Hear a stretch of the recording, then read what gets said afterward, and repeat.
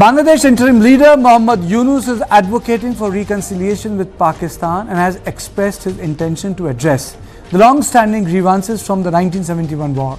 Yunus met with Pakistani Prime Minister Shehbaz Sharif in Cairo on the sidelines of the G8 summit, where both leaders agreed to strengthen the bilateral relations.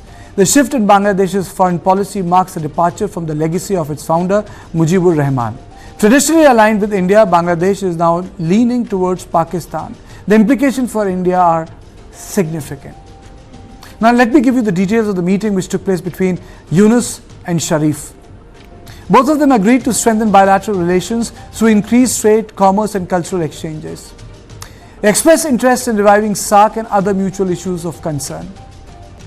Yunus highlighted the importance of resolving 71 issues to improve relations. Fourth, Sharif acknowledged 74 tripartite agreement and expressed openness to addressing remaining issues. Sharif advocated for a strategic relationship between the two countries, expressed satisfaction over recent improvement in relations and increasing frequency of high-level contact. Sharif thanked Bangladesh for easing trade, including waiving 100% inspection of Pakistani consignments. Bangladesh removed security desk at Dhaka airport and waived extra clearances for Pakistani visas, and Bangladesh invited Pakistan's foreign minister to visit Bangladesh in Feb, and Sharif extended an invitation to Yunus to visit Pakistan at his convenience. India has taken a strong position on it, but before I release the statement of the MEA and the Bite, I'm joined by Ambassador Veena Sikri, former High Commissioner of India to Bangladesh, as my guest, and also Lieutenant General D.S. Suda, former General Officer Commanding in Chief of Army's Northern Command. Thank you both of you, sir and madam, for joining me. But straight away I'll go to Ambassador Sikri. What do you make of this meet that took place in Cairo, the G8 meet, and the sort of cozying up?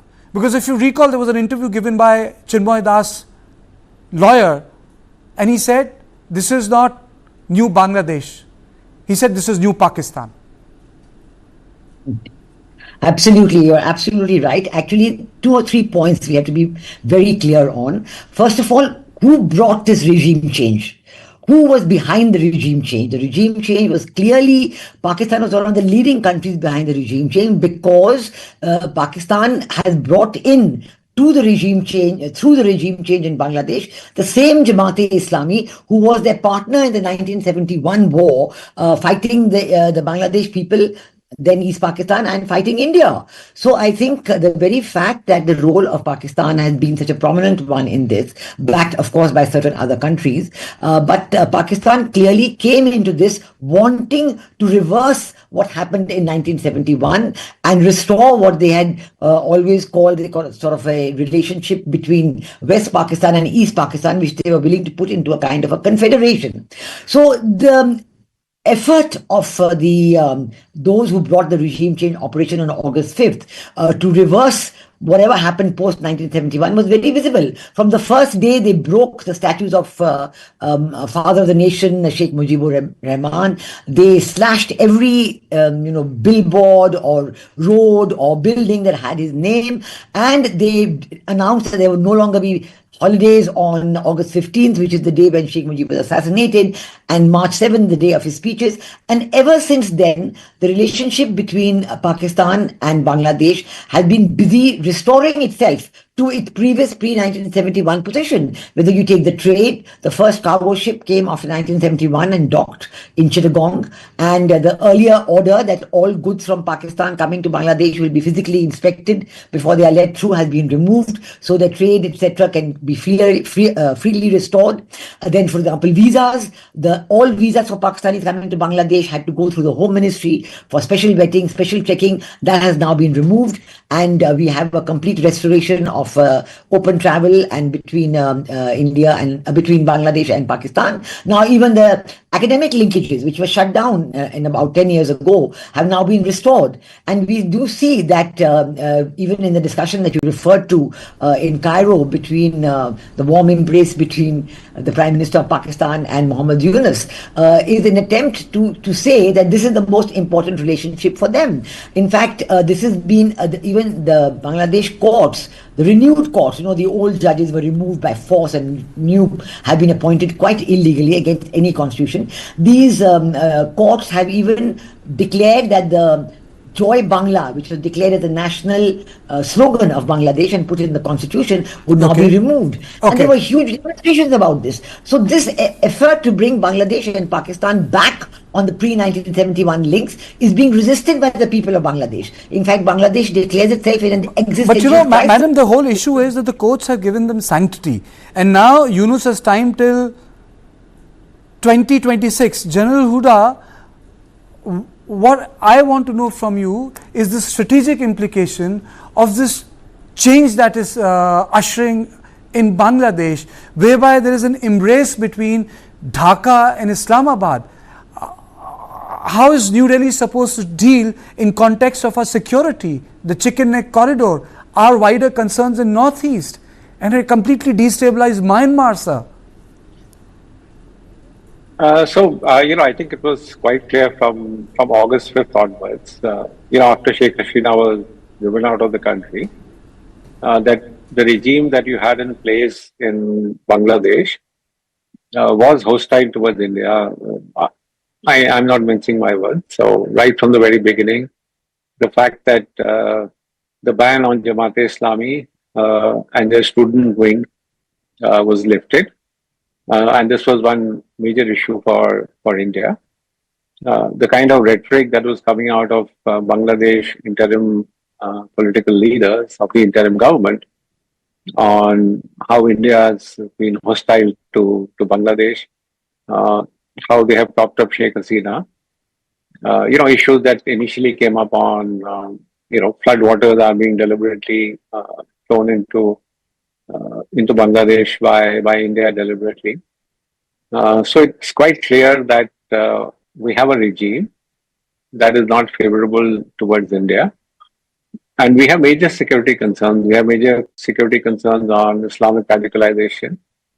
We have major security concerns if one of our closest neighbors in the past is now posing up to countries like China and Pakistan. And I think India must make its red lines quite clear.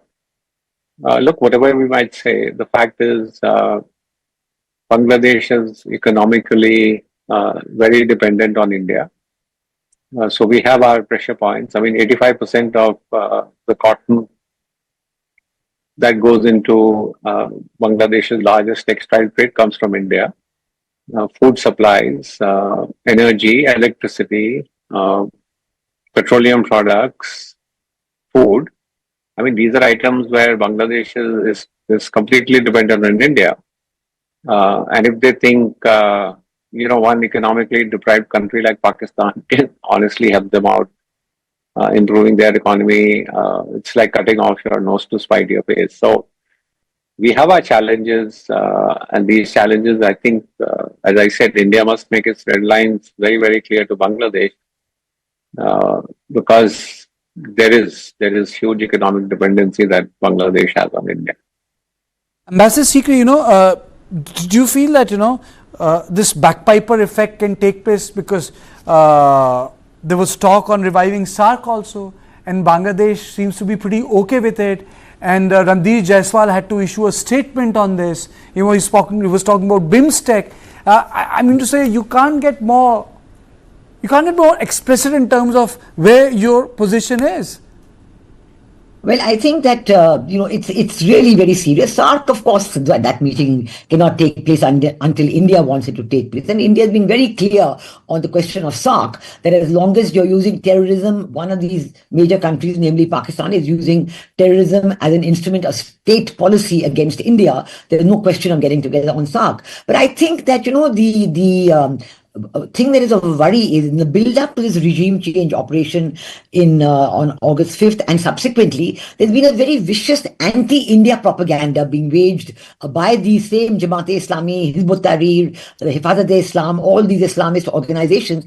And the purpose of this anti-India campaign is to turn the people of Bangladesh against India and to make them forget all the wonderfully warm and mutually beneficial and cooperative relations that we've had. And now we have seen how with the attacks on minorities that was launched by this same regime, Mohammed Yunus assured our Prime Minister he's going to give the highest priority to the welfare of the Hindu, Buddhist and Christian and other minorities, but he hasn't kept his word. And the attacks are continuing to this day. But the thing is that through these attacks, they also want to bring in this, when they saw that the Hindu, Buddhist and Christian minorities are determined to stay on in Bangladesh. They're having peaceful rallies for that. It has shocked them a bit. And Mahfouz Alam, who is the special assistant to Mohammed Yunus, has spoken about a civil war in Bangladesh.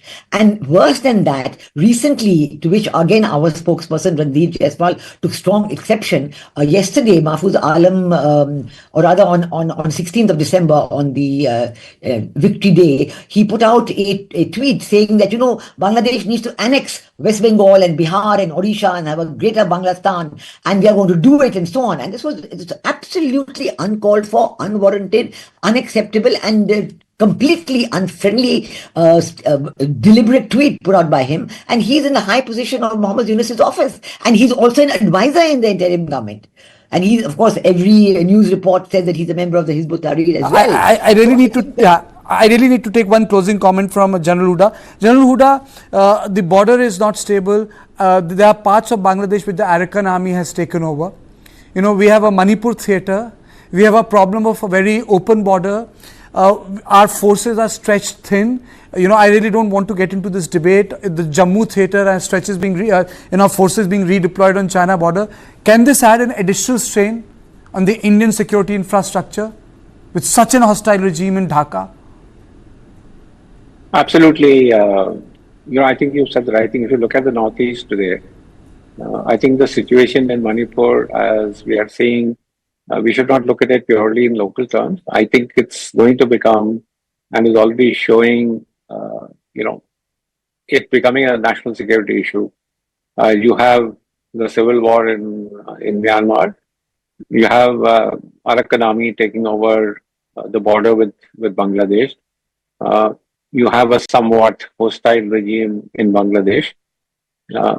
It is a matter of serious national security concern for India, and I think that's the way we need to look at it. Thank you, Ambassador Sikri, for joining me. My takeaway at the end of this conversation is that it's not a issue that can be taken lightly. And my question is, what does Dhaka's newfound proximity with Islamabad mean for Delhi? What will be the strategic implication for India? And was Pakistan actually behind the coup?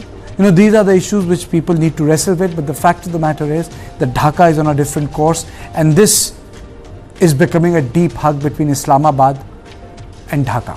So that's all on Point tonight. Thank you for watching. Do tune in weekdays at 7 p.m. Good night.